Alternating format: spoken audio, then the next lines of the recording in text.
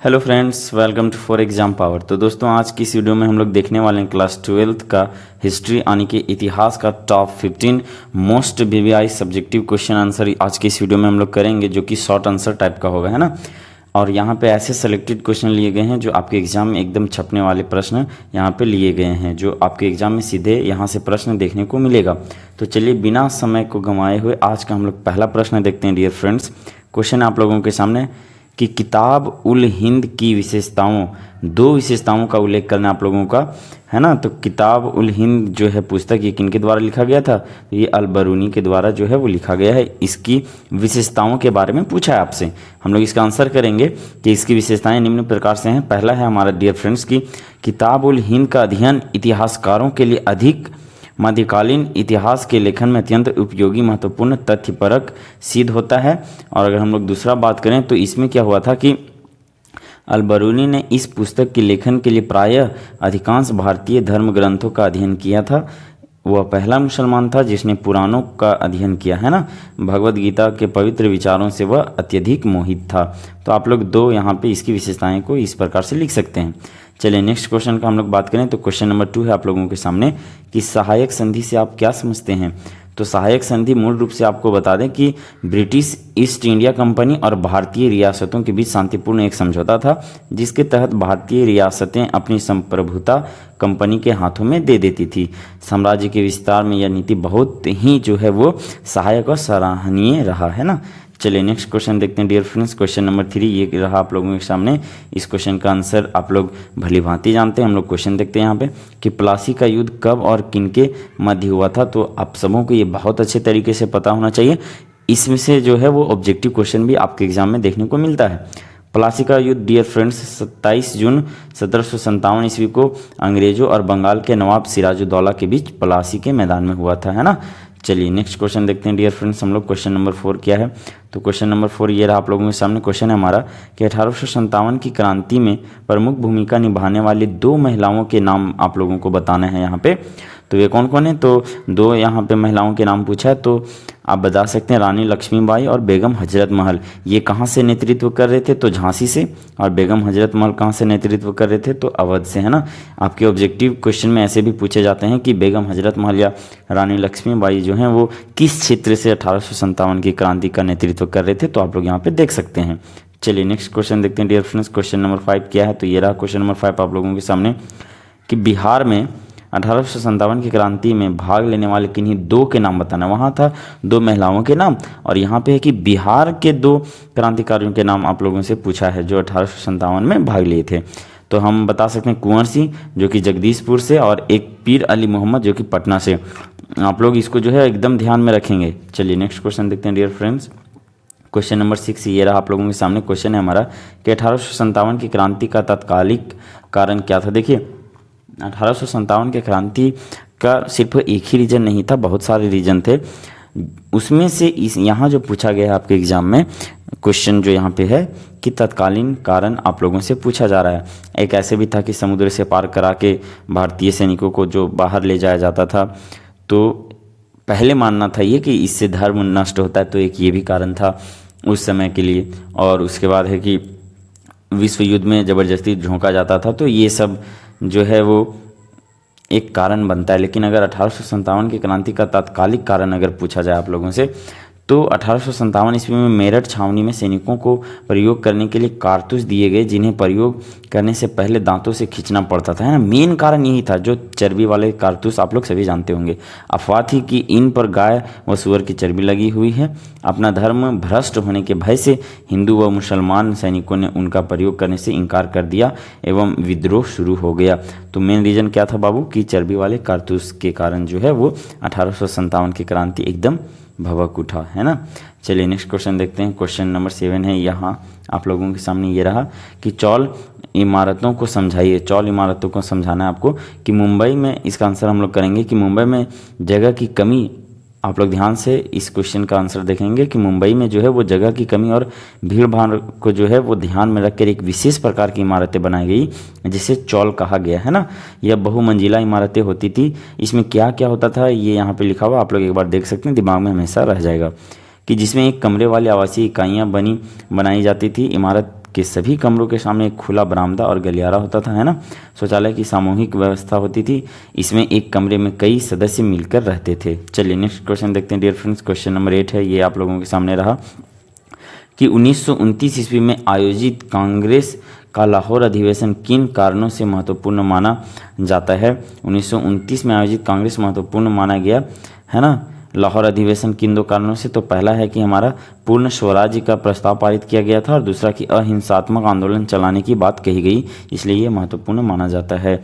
चलिए question number 9 है, ये रहा आप लोगों के सामने। क्या बोल रहा है क्वेश्चन कि भारत छोड़ो आंदोलन के दो कारणों को आप लोगों को बताना है। भारत छोड़ो आंदोलन के दो कारणों का यहाँ पे वर्णन करना है। तो भारत छोड़ो आंदोलन के मुख्य दो कारण हम लोग देख लेते हैं। पहला है हमारा कि ब्रिटिश शासन का अत्याचार, यानी कि द्वितीय विश्व युद्ध के दौरान भारतीयों की सहमति के बिना ब्रिटिश सरकार ने भारत को युद्ध में झोंक दिया, है ना, भारत को युद्ध में झोंक दिया और इससे भारतीयों में गुस्सा और असंतोष बढ़ा। लोगों ने महसूस किया कि अंग्रेजों का शासन अब उनके हित में नहीं और उनकी स्वतंत्रता पर अंकुश लगा रहा है, इसलिए इसका ये भी रीज़न बनता है भारत छोड़ो आंदोलन का।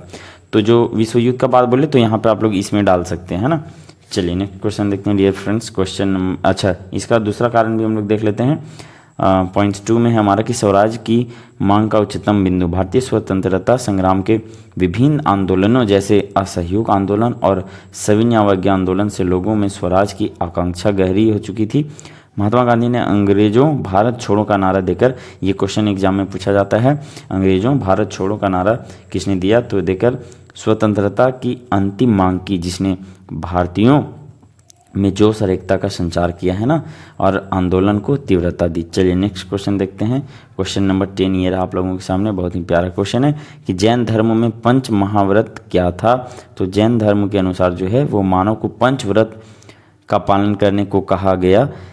उनमें से कौन कौन से आप लोग देख सकते हैं, सत्य, अहिंसा, अस्तेय, अपरिग्रह एवं ब्रह्मचर्य, है ना। इसी को जैन धर्म में पंच महाव्रत कहा जाता है, ध्यान देंगे आप लोग।